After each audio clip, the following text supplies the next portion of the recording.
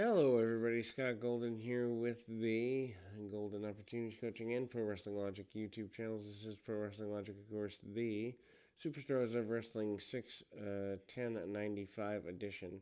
We open with Sid and Tatanka making their way out to the ring, and of course, they are a couple of weeks away from the King of the Ring. I believe actually might even be this particular day. I know June of 95 is King of the Ring, and they are facing off against Diesel and the newly babyface, at least the last few months, Bam Bam Bigelow, and of course them working together. Sid and Tatanka, obviously both members of the Million Dollar Corporation. Sid, of course, coming back to the organization a few months before.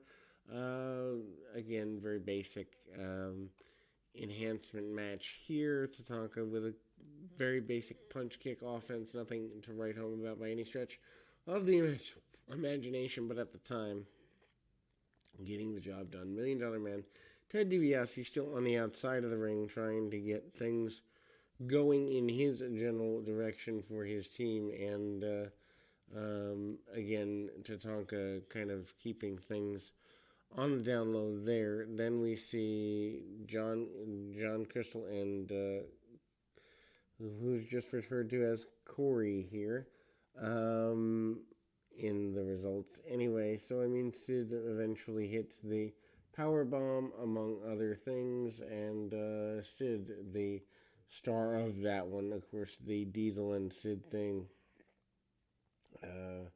With Sid injuring Diesel, not exactly in the best interest of Diesel by any stretch of the imagination. Also, we see Tatanka hit the papoose to go on his adversary here, and we continue the foray of that. Again, highlights with Diesel saying he will be ready for the King of the Ring, even post his elbow injury, and he shows that he, in fact, does have a rough go of it as it relates to that elbow all taped and stapled up, having surgery just a few weeks before. David Haskins against Hakushi. Hakushi still has Shinja and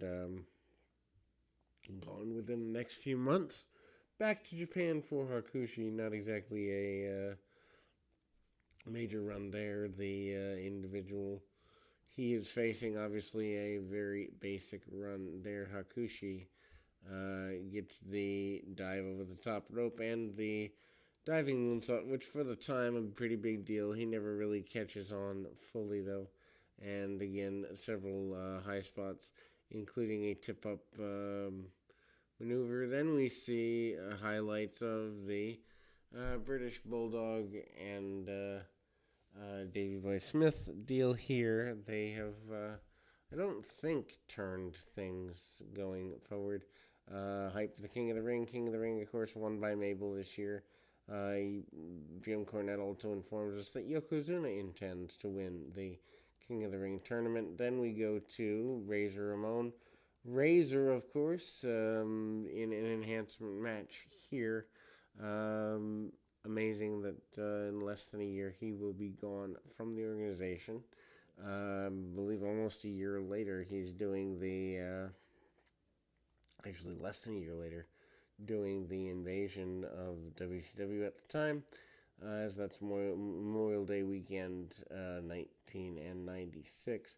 Razor, of course, doing the enhancement match here, still trying to be in the Intercontinental title hunt, spinning discus punches and other such things for the Razor here, and ultimately kind of going in a very basic run, and we see the fallaway slam, the suplex, and ultimately the Razor's edge for Razor Ramon here. And he defeats his opponent in rather quick order, defeating Bill Payne with that Razor's Edge. Then we see Kama defeating Buck Quartermain. Kama, obviously, very basic maneuvers, punch, kick, and other such. Simple stuff, nothing necessarily worth writing home about. Does get the kind of choke out. This is ahead of his feud with the Undertaker at the time, which is a big feud for him going into the summer of 1995. Not sure if that was the original plan, but it's where it lands. Smoking Guns defeating Iron Mike Sharp and Dwayne Gill, common team at the time.